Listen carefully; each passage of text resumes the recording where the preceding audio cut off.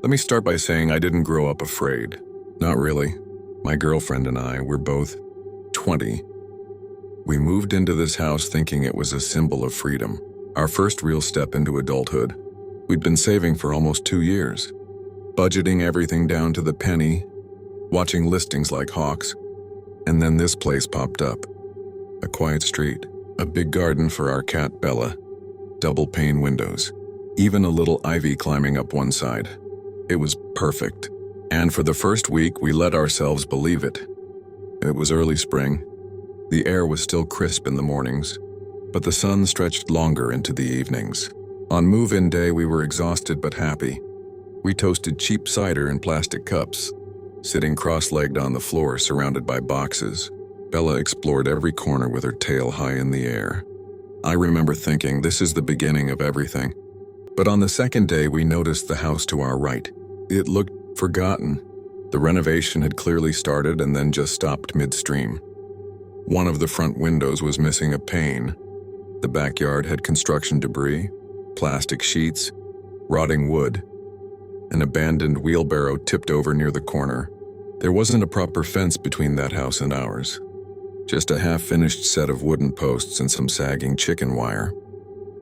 The owner, we were told, had planned to install a new one but never finished. That left both of our back gardens completely open, shared in a way we never asked for. We told ourselves it wasn't a big deal. We'd build something more secure once we were settled in. No rush. Behind the abandoned house was another property, rented, from what we could tell, by a group of young men in their late 20s or early 30s. Loud music sometimes, but nothing outrageous. Occasionally, when we got home, we'd see one or two of them cutting through the abandoned yard to reach the front street faster. At the time, we thought maybe they had permission. Maybe they knew the owner. Who were we to say anything? The first time it happened, really happened, was during one of those golden spring evenings. We decided to sit in the back garden, just enjoying the open space. The garden was a mess, patches of grass, overgrown weeds, and a sad bird bath, but it was ours. We brought out 2 mugs of tea and watched the sky turn violet behind the houses. And then we saw him, in the window of the house behind us.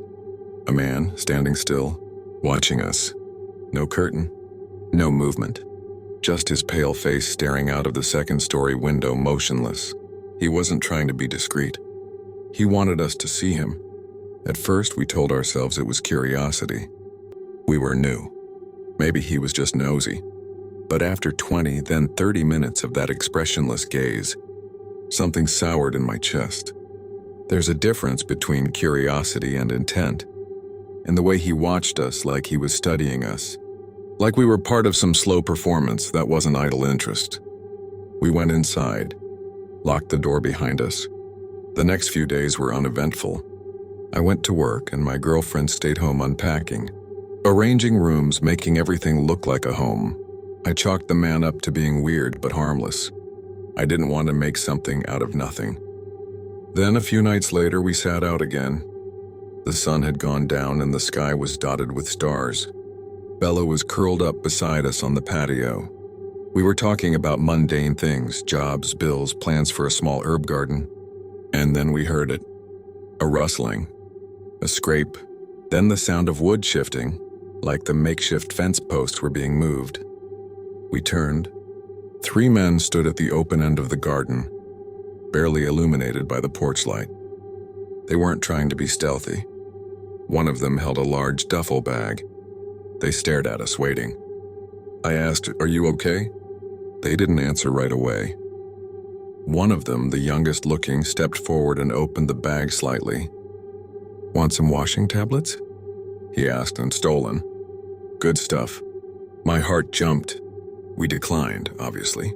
I tried to joke, make the moment lighter. "Thanks, but we just moved in, trying to stay out of trouble." He smiled, a thin, joyless smile. "Okay," he said. Then they left, just like that. But it was how they left that stuck with me. Like they had every right to be there. Like this was their space and we were the intruders. Over the next week, they started appearing more frequently, cutting through our garden, hanging around the side of the house. Once I found cigarette butts near the back door.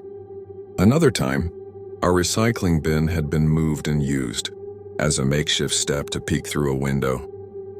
My girlfriend and I had a long talk that night. We were both rattled. Two young women newly moved in, no real power. We'd always felt confident, independent, but now there was a growing pit of dread between us. We started double-checking locks. We kept Bella inside at night. And then the police came.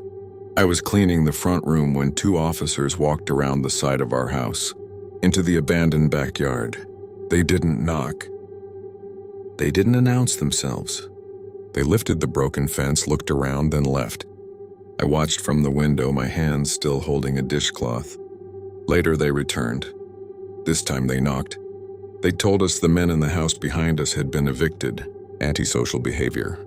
Complaints from several neighbors. Apparently, we weren't the only ones being watched. We felt a strange combination of relief and guilt. They were gone, but we hadn't spoken up. We just hoped it would go away. What if it hadn't? A few days later, I was in the bath when I heard a loud bang outside. It wasn't a car door or a bin. It was something heavier, intentional. I threw on clothes, water still dripping from my hair, and rushed to find my girlfriend. She was upstairs in the spare bedroom filming. She shushed me as I entered. Below us, in the garden of the now empty house, a man was pointing directly at our bedroom window. As soon as she locked eyes with him, he ran full sprint toward our house. He tried our back door handle as he passed, then turned and started banging on the windows of the abandoned house. Repeated violent strikes like he was trying to wake something inside. We called the police. They watched the video, nodded, took notes, promised to increase patrol presence. They always say that.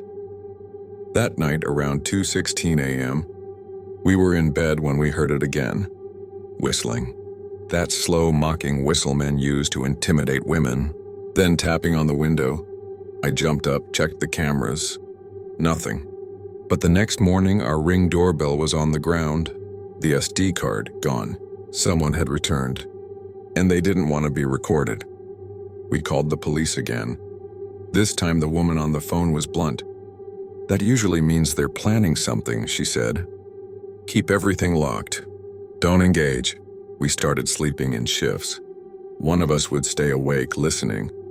Bella hissed at nothing. Doors creaked when no one moved. The garden felt like a stage, and we were actors under an audience we couldn't see. Then came the man in the mask. It was a random Tuesday. We were watching funny clips from our camera feed, trying to lighten the mood. Then we checked the live view. And there he was, standing in our garden, mask covering his face, hood pulled up, arms spread wide like a crucifix, head tilted, staring up at our bedroom window. We froze. The camera was inside now. No recording. We didn't even think to hit screen record. We were too paralyzed. He said something. We couldn't hear it. Then he turned and walked away, slowly, crossed the street, stood there for 30 minutes. We called the police. "It's not illegal to stare," they said, "but it should be." After that, it became relentless. Every night, every hour, flashlights scanning the side of the house, men in hoods pacing slowly down the street, tapping on the windows in patterns. Once, Bella ran to the back of the house, tail puffed, and started growling. We followed her and found a man pressed against the glass, staring in. We screamed. He didn't flinch, just walked away. 2 days later, he was back, this time with a second man. 2:52 a.m., camera notification. One of them held something heavy. Maybe a crowbar. Maybe something worse. They didn't try the door this time. They didn't need to. We knew they could. Now we sleep with weapons by the bed. We keep every window locked, every camera on. But even then, the fear doesn't go away. Because it's not just the actions, it's the intent behind them. It's the man who stands still and doesn't blink. It's the camera footage where we see ourselves being watched. It's the way fear grows like mold, in the corners of the house, quiet, spreading alive. We're documenting everything. Police reports, videos, logs. But the truth is, we're not safe. Not really. Not anymore. And last night, he was back. Same stance, arms wide, staring, always staring. The second story of this night is the spiral ward. My name is Dr. Greta Lang. I was a third-year resident at St. Bellamy's Hospital when the incident happened, the one that changed everything I understood about memory, perception, and whatever lies between this world and whatever's beneath it. St. Bellamy's was a century-old medical facility tucked into the edge of a decaying urban district. They'd tried to modernize it over the years, but no matter how many new wings they added or how white the walls were painted, the building always felt wrong. The ceilings were too low. The corridors made strange turns. Elevators groaned like they were carrying something too heavy. But most of all, it was the way time felt inside. Every shift dragged on like it was folded over itself, as if you were constantly looping, repeating the same seconds with tiny variations. It was subtle at first. Clocks that ticked off sync. Heart monitors skipping a beat. Phones ringing with no one on the other end. But I didn't start noticing the real distortions until the night. I was floated to an unfamiliar wing. I was covering for a sick colleague and got assigned to a floor I'd never worked on before. When I asked the charge nurse where it was, she hesitated. "Oh, you mean the temporary overflow unit?" she asked, voice low. "It's down in the sub-level, but we usually avoid floating people there." Why? Her eyes didn't meet mine. Just weird vibes. "You'll see." I assumed she meant something mundane. Maybe an underfunded psych unit, or a low-staffed geriatric floor. But what I found was neither. The elevator didn't go to the floor listed on my assignment sheet. Instead of the normal LED floor indicators, I noticed something was wrong as soon as I pressed B2. The lights glitched, flickering between numbers before landing on a blank screen. The elevator started moving anyway, rumbling deep, deeper than I thought the building even allowed. When the doors opened, the hallway ahead was dim, washed in sickly green fluorescent light. No signage, no nurse's station, just a long corridor with pale yellow tile, like an elementary school from the 1970s. The ceiling panels were stained. The air smelled metallic and strangely warm. There was no sound, no beeping, no movement, not even the usual buzz of hospital machines. Just silence. I checked my phone, no signal. I took a few steps forward. The overhead lights buzzed once. Then one behind me snapped, plunging that section of the corridor into darkness. I nearly jumped out of my skin. "Okay, Lang," I whispered to myself. "Just find the patients. Do your rounds. Get out!" I reached what should have been the nurse's station, a tiny glassed-in room with outdated monitors and 3 mismatched chairs. Dust coated every surface. None of the screens were on. A patient log sat on the desk, but when I opened it, every page had been scribbled over with dense, spiraling black ink, as if someone had used the pages as a canvas to unwind their mind. The same spiral, over and over. The center of each page seemed burned, not drawn, singed. I left the logbook and walked toward the first room. The patient lay flat on the bed, staring straight up at the ceiling. No IV drip, no call button, nothing.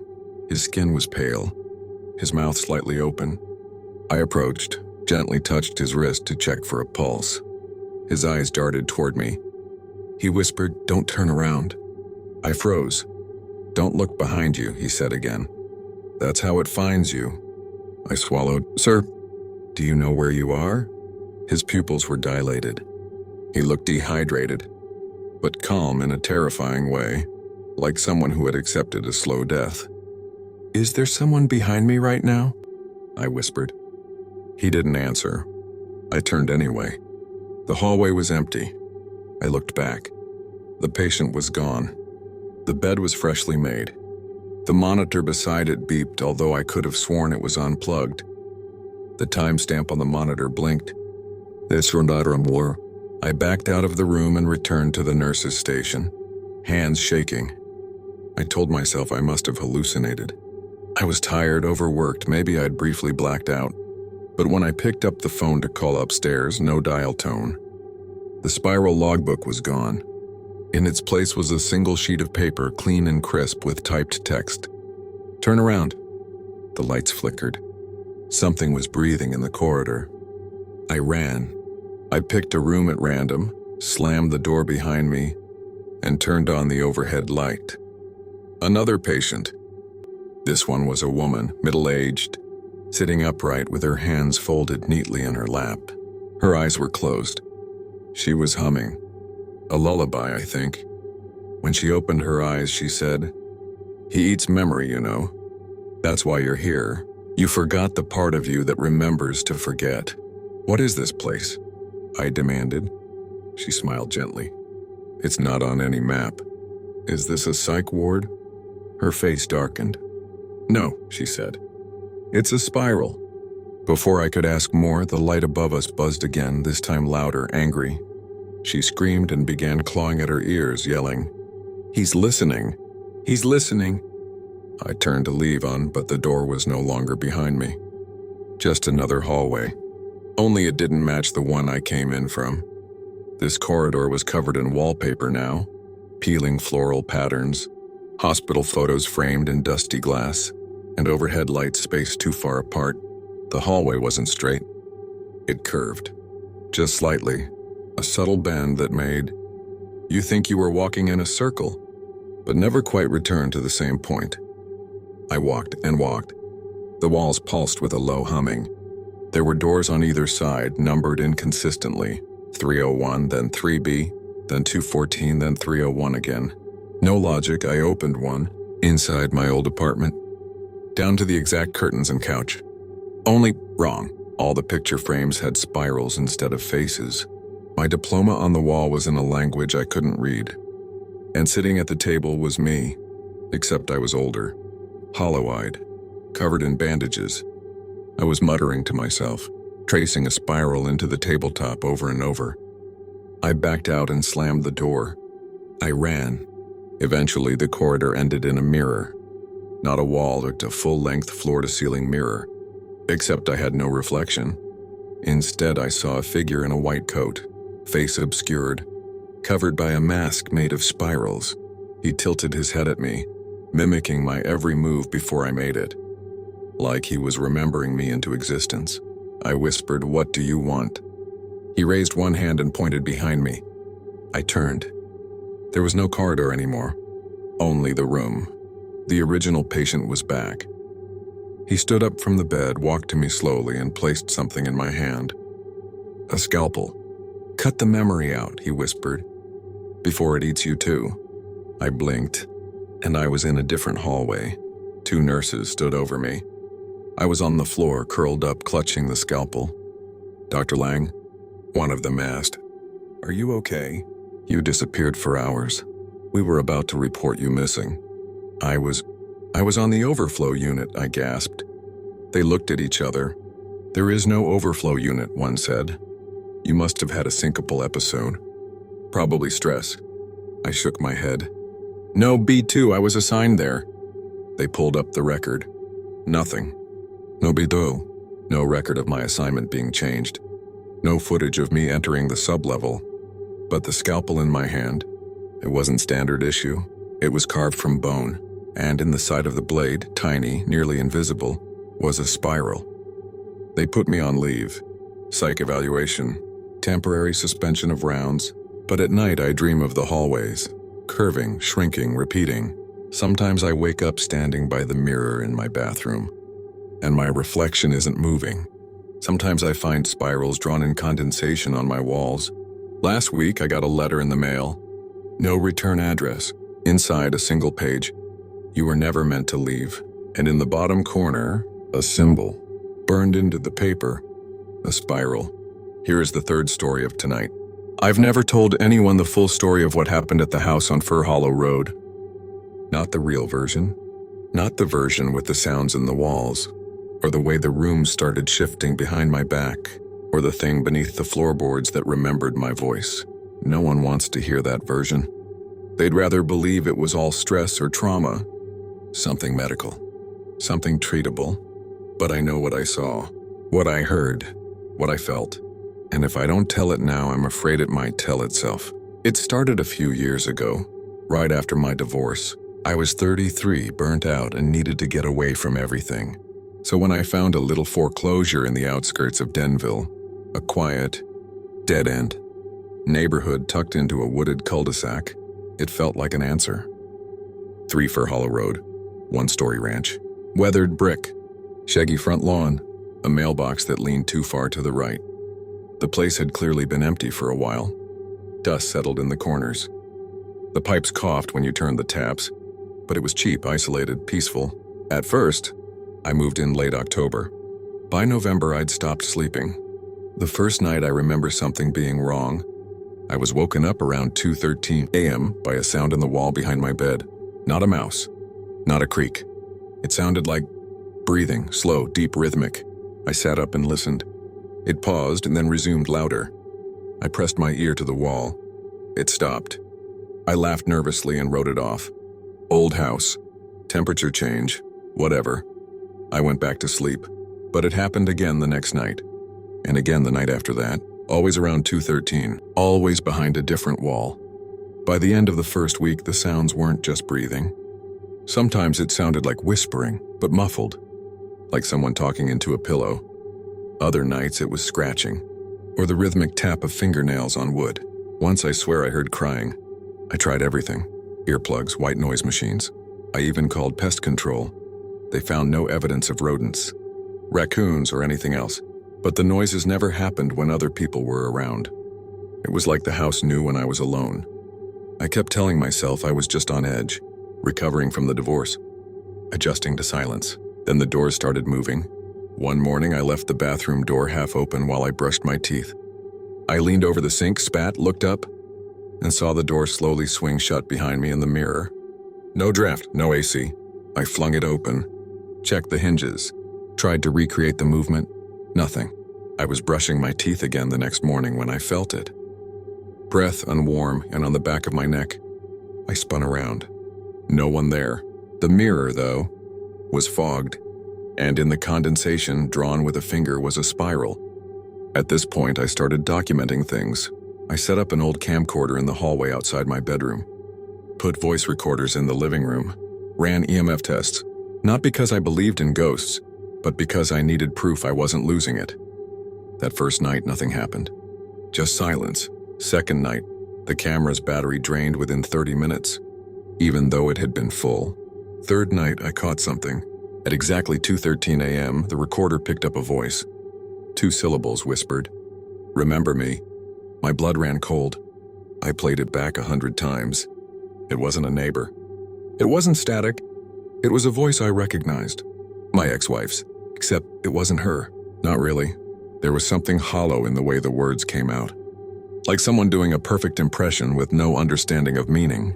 Like a memory that was trying to become real. I started digging into the house's history.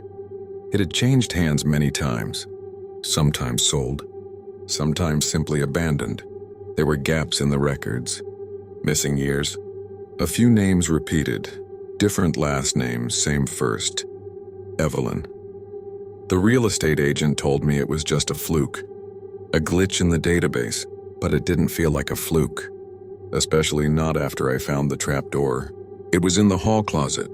A thin wooden panel under the carpet I hadn't noticed before. I pried it open and found a narrow crawl space beneath the floorboards. I shined a flashlight down. There were symbols carved into the beams. Spirals, crosses, inverted numbers. But what chilled me most were the objects.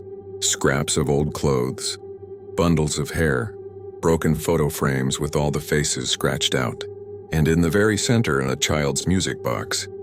I wound it once. It didn't play a tune. Instead, a voice came out. "Hello again." I slammed the door shut, nailed it closed, and tried to pretend it didn't exist. But the house didn't like that. Over the next few days, the layout began to shift. Subtle at first. A window that used to face east now faced west. The bathroom felt longer, the hallway shorter.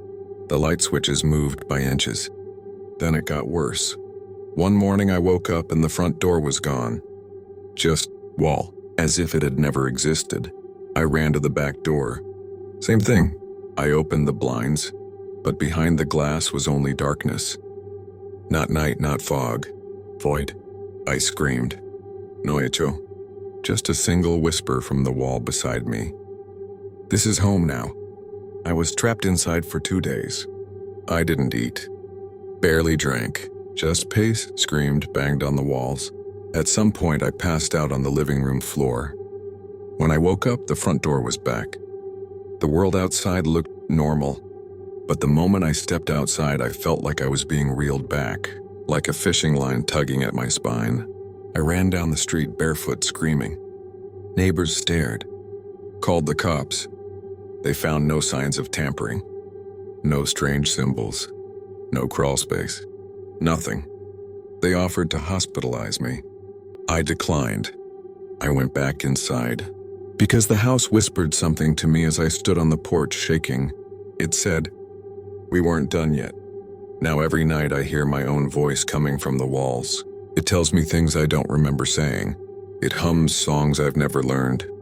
It tells stories about people I've never met, and yet I know they're real, because their names are in my handwriting, on scraps of paper I never wrote. One day I found a journal under my bed. My name was on it. I flipped through. Entries for days I don't remember. Descriptions of events I never lived. But the scariest part? One entry dated 6 months from now. It reads, "Tonight I opened the floor again. I let her out. She smiled at me.